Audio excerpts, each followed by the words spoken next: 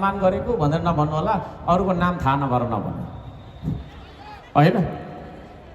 तपाईले यदि सूर्यमा भोट हाल्नुहुन्छ भने सूर्यको टीका लिम्बू भनेको प्रधानमन्त्रीको क्यान्डिडेट होइन, उसले त्यो भोट लगेर केपी ओलीलाई भोट हाल्ने। केपी ओली प्रधानमन्त्री भएर के हुन्छ?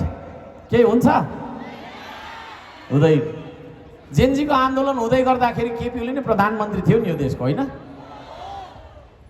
केपी ओलीको प्रधानमन्त्री भएको तपाईको चाहिँ सरकारले के गरिदियो भन्दाखेरि social sites YouTube, Facebook, TikTok, Google लगायत सबैलाई बिहान हानिदियो। सोशल साइट्स भनेको अहिले हामी कस्ता बनेका छौँ भने बिहान उठ्ने बित्तिकै मुखै नधुई मोबाइल हेर्छौँ, सुत्ने बेला मोबाइल हेर्दा हेर्दै निदाउँछौँ, होइन? भन्नुको मतलब के छ भने सूचनासँग खेल्न चाहन्छौँ मान्छे। तपाईहरु यहाँनिर मेरो कुरा मात्रै सुनिराख्नु भएको छैन, साइड साइडमा बोलिराख्नु भएको छ, मलाई थाहा छ। नबोली मान्छे बस्न सक्दैन, नसोची मान्छे बोल्न सक्दैन, नसोची मान्छे बोल्न सक्दैन भने सोचेपछि ऊ बोल्नुपर्छ, होइन? उसले विभिन्न कुराहरू सोचिरहन्छ, दिमागमा मान्छेको दिमागमा आइरहन्छ। त्यो मान्छेको दिमागमा आएको कुरालाई उसले अभिव्यक्त गर्न चाहन्छ। त्यो अभिव्यक्तिको तपाईको चाहिँ नि अधिकार हो सोशल साइट्स भनेको।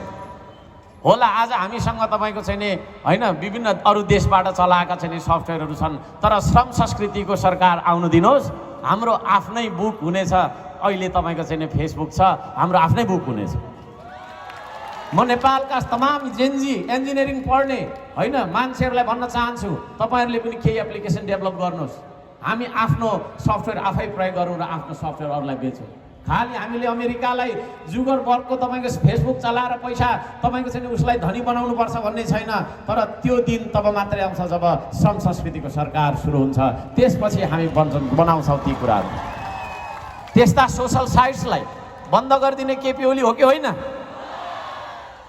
बोल्न उकुस मुकुस भएर मान्छे बसिसकेपछि एउटा फेरि तपाईको चाहिँ कहिले चाहिँ के हुन्छ र खाउँ भनेर गरेर बसिरहेको शक्तिले हाम्रा छोराछोरीलाई उच्काएर लय लय लय लय लय भनेर यता भानुचोकमा पनि योभन्दा यत्रै भिड झन्डै थियो होला, भन्दा ठुलो त नभनौँ, होइन? बसिरहेको रहेछन् है।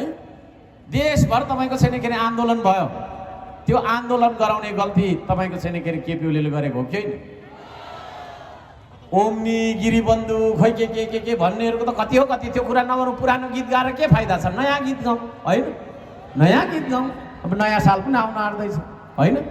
आज मेरो बर्थडे पनि हो है, आजदेखि मेरो लागि त नयाँ साल पनि भयो। नयाँ गीत गाउँ, पुरानो गीत किन गाउँ भन्दाखेरि नयाँ गीतमा चाहिँ त्यो पर्छ केपी ओली